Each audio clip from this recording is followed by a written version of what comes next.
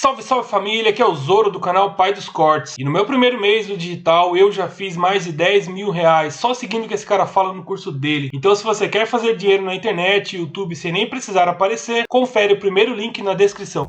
Caio, por que toda bancada evangélica, e não só a bancada evangélica, mas todos os pastores, a igreja que eu ia, unanimemente todos os evangélicos são completamente a favor dele? Por quê? De onde vem isso? Por causa do pinto e da pepeca. Como assim? Como assim? Pinto e da pepeca. Por que o George Bush foi reeleito? Depois de todas aquelas misérias que aconteceram no governo dele, porque ele prometia que não iria legalizar o casamento gay. Então, o evangélico, você sabe disso muito bem, pensa assim: se nós não brigarmos contra aquilo que Deus chama de abominável, se nós silenciarmos e não fizermos uma guerra, uma cruzada, Deus vai nos amaldiçoar e amaldiçoar o país inteiro. Então, não tem nada a ver com ideologia, nem com elaborações sofisticadas. Tem a ver com a promessa que ele fez de costumes. Botou a Damares lá, meninos usam azul, meninas rosa, binários, e aquilo ali é a grande plataforma dele para os evangélicos. Você ouve esses pastores falando, eles dizem isso. Em segundo lugar, eles dizem que o Lula é comunista e que vai trazer o comunismo para o Brasil. A terceira coisa que eles dizem é que essas manifestações de tolerância, de inclusividade, de igualdade de gays, LGBTIK+, seja lá o que for nesse degradê que só cresce, é tudo obra do demônio, e se a gente não luta contra isso, a família vai morrer. A família, para eles, tem que ter um pau e uma pepeca. Isso é família, é um homem que mete numa bolseta. E aí... Bolseta. Numa bolseta. E aí é ter uma família. Não importa se o cara tem uma monogamia sucessiva, trocou de não sei quantas mulheres, trata mal os filhos, mas tem uma família modelo. Família para eles, gay, por exemplo, o meu amigo querido, o Fabiano Contarato, queridão do meu coração, e eu amo o Fabiano, homem bom. Para ele, o Fabiano não tem uma família, porque é casado com outro homem, os filhos são adotados.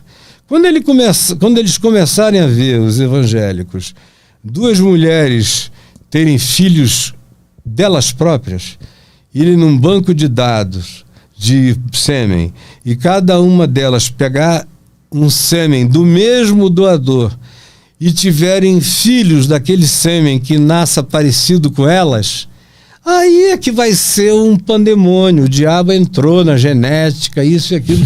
E é inevitável, já está acontecendo, vai acontecer. E aquilo que Jesus não mencionou não é tema para mim. Qual é a pauta de Jesus? É a questão. Os evangélicos odeiam a pauta de Jesus. A pauta de Jesus é: eu tive fome e me deste de comer. Eu tive sede e me deste de beber. Eu estive nu e me vestiste. Eu fui refugiado, foragido e me acolhestes. Eu fui preso e me visitastes. Eu fui enfermo e foste ver-me. Essa é a pauta de Jesus. Não tem nada a ver com sexismo, etnicismo de qualquer natureza. Paulo diz: pois em Cristo não há nem homem nem mulher, nem escravo nem liberto, nem judeu, nem grego, nem cita, nem nenhum outro etnicismo que se possa conhecer. Em Cristo todos são um. Isso inclui homens que têm outras pulsões, mulheres que têm outras pulsões, tanto quanto homens e mulheres que têm pulsão heterossexual uns pelos outros. Família não é mais e não pode ser, e na realidade nunca foi, totalmente caracterizada pelo DNA. O DNA, os romanos não levavam a sério o DNA. Você vê a quantidade de gente que foi feita herdeira de imperadores que eram filhos adotivos, que não tinham nada a ver com o DNA do cara. Você tinha imperador gay que tinha um filho adotivo para substituí-lo todo o tempo. Em Israel também tinha um pouco mais de DNA até Jesus chegar.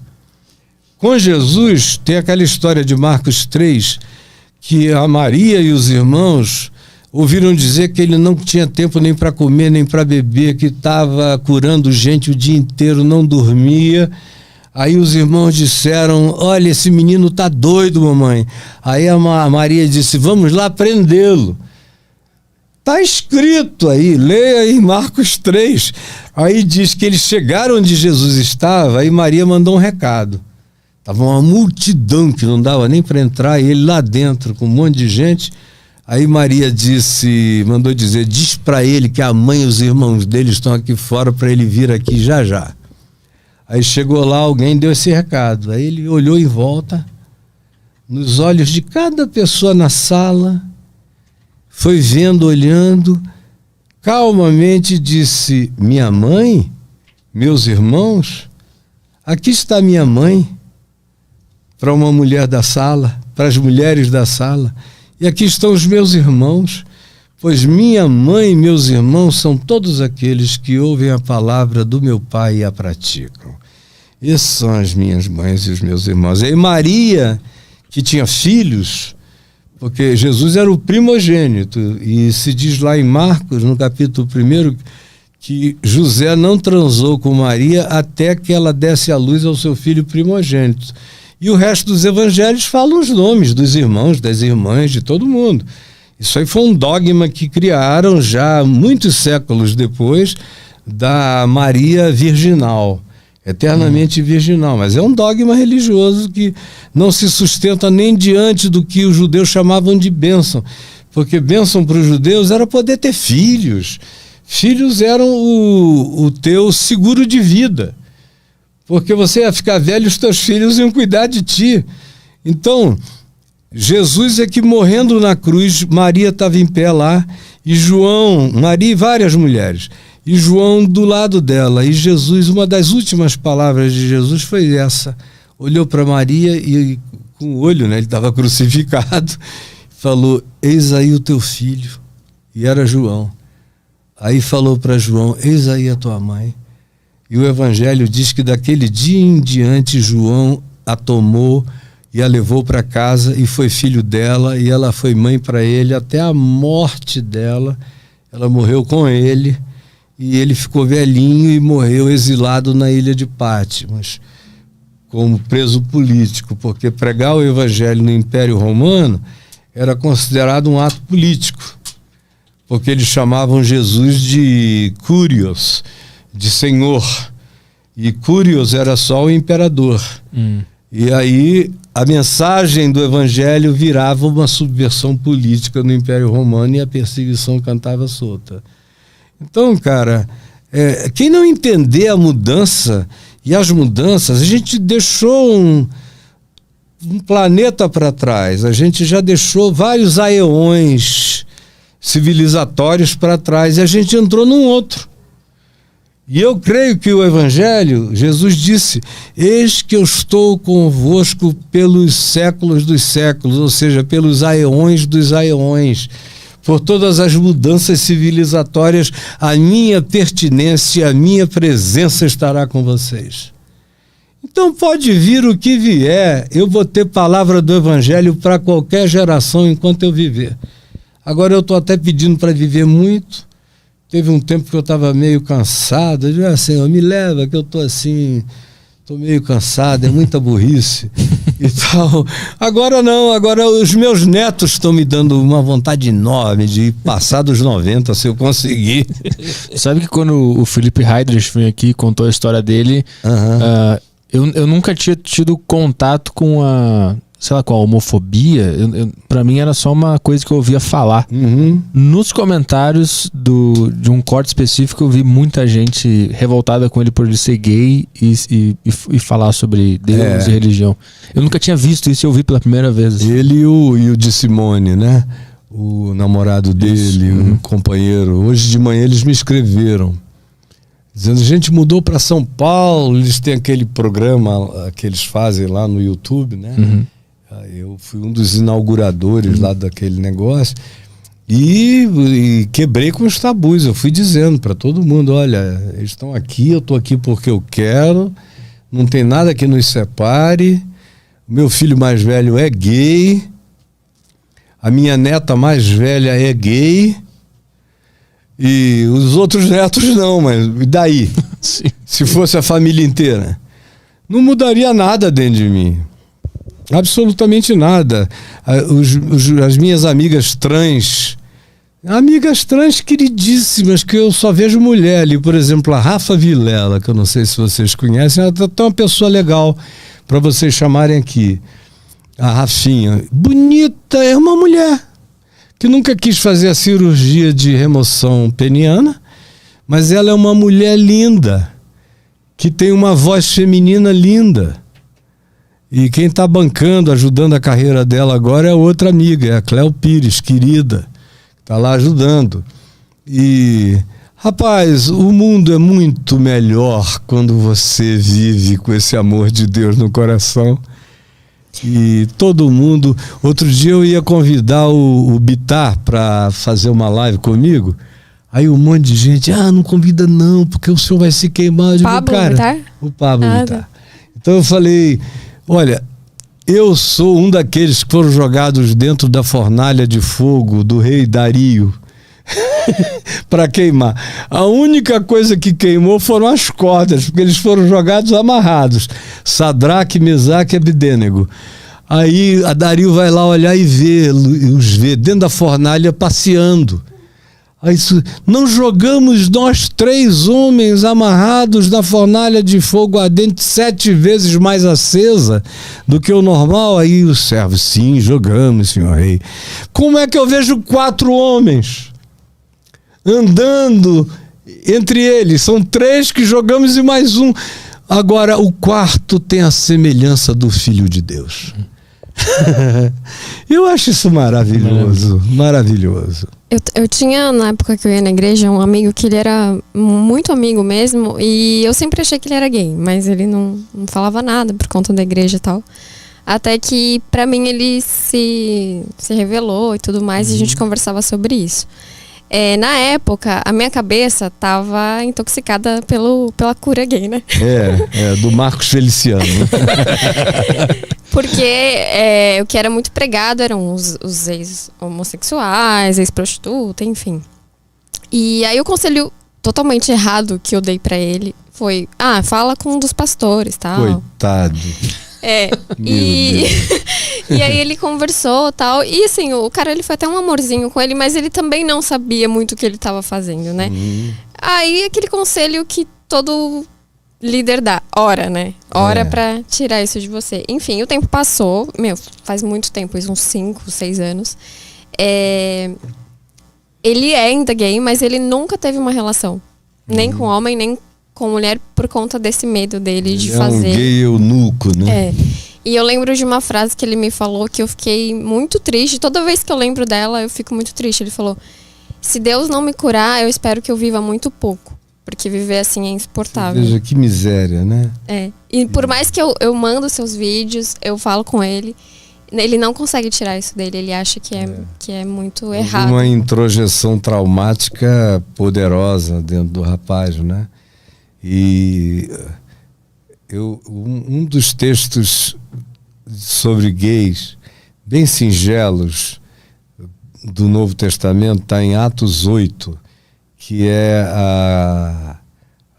o fato de que tinha um oficial da rainha da Etiópia, Candace, ele era o ministro da economia e ao mesmo tempo ele era um eunuco.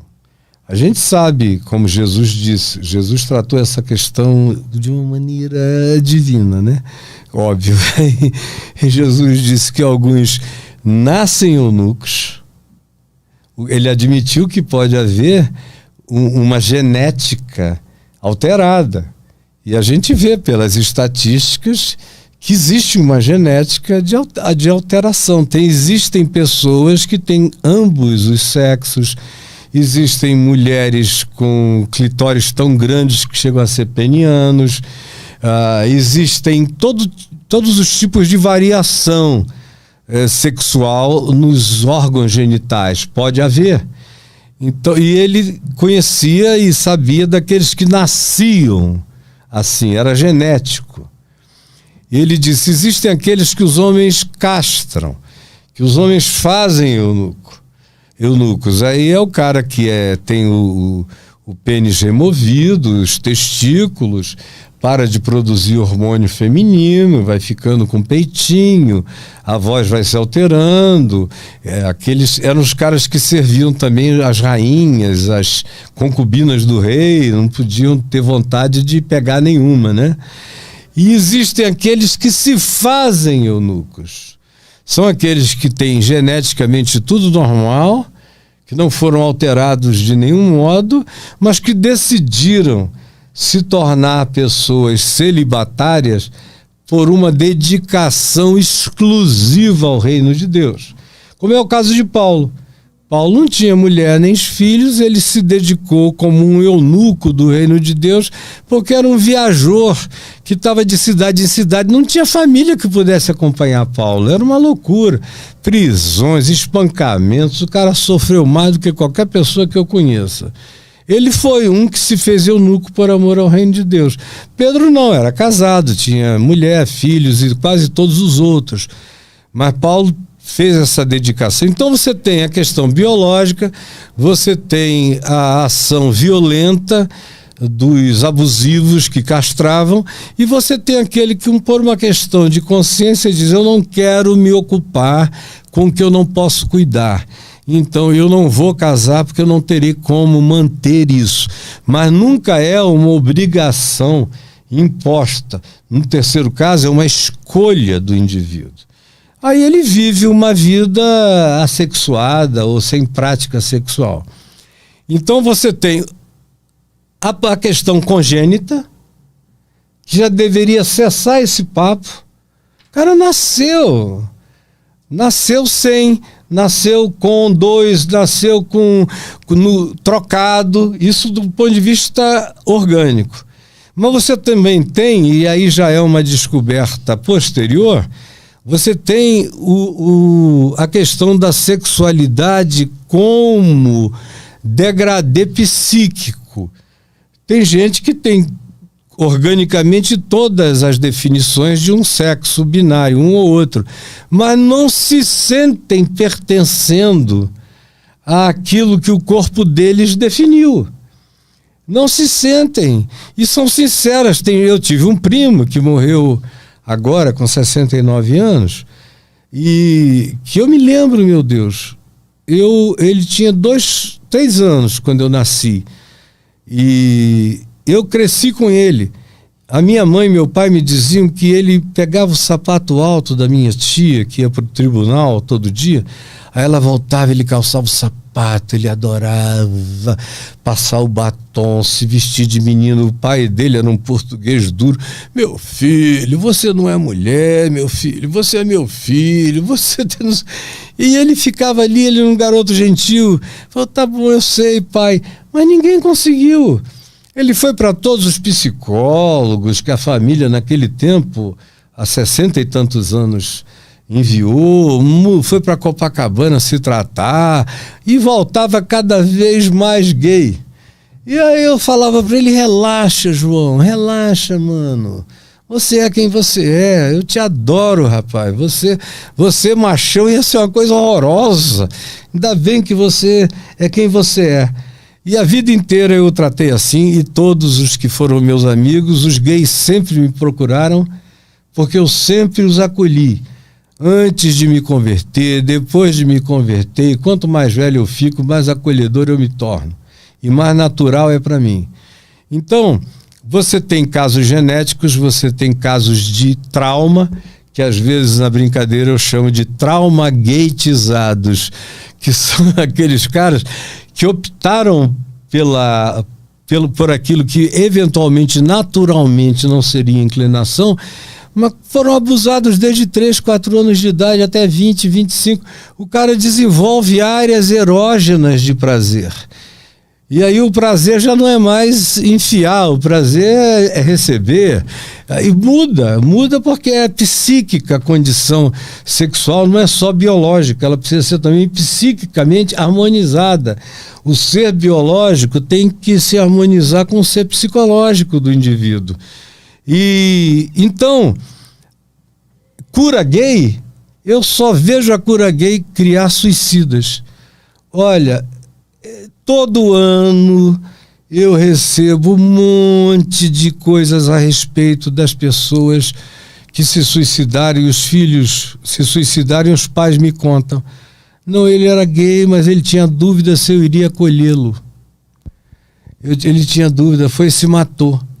Às vezes um garoto de 14, 15, 16 anos, formando a identidade, mas tinha dúvida, o pai é pastor, a mãe é não sei o quê, são pregadores, são isso, são aquilo, e o garoto não acreditava, só via em volta a repressão, não necessariamente dos pais, mas do grupo religioso. São meus pais, no mínimo, vão sofrer demais por minha causa, deixa eu me matar. Então, eu só vejo esse negócio fazer a vontade do diabo, do pai da mentira e da morte, que é gente linda e boa de Deus se suicidando porque acha que não cabe em lugar nenhum. Não cabe no amor de Deus, na graça de Deus.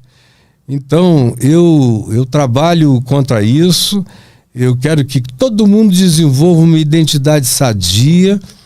O meu filho mais velho está com quase 46 anos, é um homão forte e macho, assim, no sentido de, olha, se tem um cara, se eu tivesse uma situação de opressão, de homens vindo em cima de mim, eu chamaria na hora para vir comigo, era o meu filho, porque ele agarra um sujeito e joga lá na parede. O bicho tem uma força danada, é um homem. E quando ele me contou com 18 anos que ele era gay, eu era o super reverendo Caio e tal, e ele falou, se você quiser eu vou para outro lugar, mudo de país. Eu falei, não, filho, eu quero te botar na minha frente, do meu lado. E ele falou, mas fica sabendo, pai, eu sou gay, mas você gerou um homem. Você gerou um homem. Eu sou um homem. Eu só sou afetivamente homoafetivo. Porque eu não consigo, eu já tentei me apaixonar, gostar de mulheres, eu não tenho esse poder. Mas em relação a homens, é quase natural. Eu digo, então siga a natureza. Você é um homem bom, generoso, justo, cristão. Você é o filho que todo pai quer ter. Além de tudo, é um gênio. Eu queria ter 10% da inteligência e da cultura dele. O cara é um absurdo de genialidade, de cultura. Aí a minha neta mais velha, já é adulta, maior de idade. Ela, com 14 anos, veio e falou para minha mulher, falou para mim. Falei, minha filha, você já tem seu tio, veja como eu trato. Aí ela falou, então, eu só queria que você soubesse. Eu falei, olha, não tem nenhuma diferença entre o que você me disse, isso aqui não é uma questão. Fique sabendo, na casa do seu avô, eu aprendi com Jesus que uns nascem, outros são feitos e outros se tornam. E o se tornam não é apenas uma escolha de serviço dedicado. Aqui isso não é um problema, nunca será. E ela mora comigo até hoje. E meu filho entendeu, mas ela queria morar em Brasília, porque desde criança ela dizia, quando eu mudei para Brasília, que quando ela atingisse 18 anos ela iria morar com a gente. Quando ela fez 18 anos, ela foi para lá. É um prazer, é um ser santo, cheio de amor, de compaixão, de justiça, de verdade, de sinceridade, da alegria conviver com ela. É uma das pessoas mais limpas, lúcidas, cristalinas, sem mentira, sem mancha, vive na luz. Tem uma namoradinha que é uma criatura extraordinária, não é promíscua, nunca foi. E eles normalmente, as mulheres, quando se vinculam, são relacionamentos que têm a tendência a durar a vida inteira, muito mais do que os dos homens. Se entendem melhor, é tudo melhor. Infelizmente, eu tenho que dizer que os homens é que não conseguem. Não conseguem ser tão homens quanto as mulheres.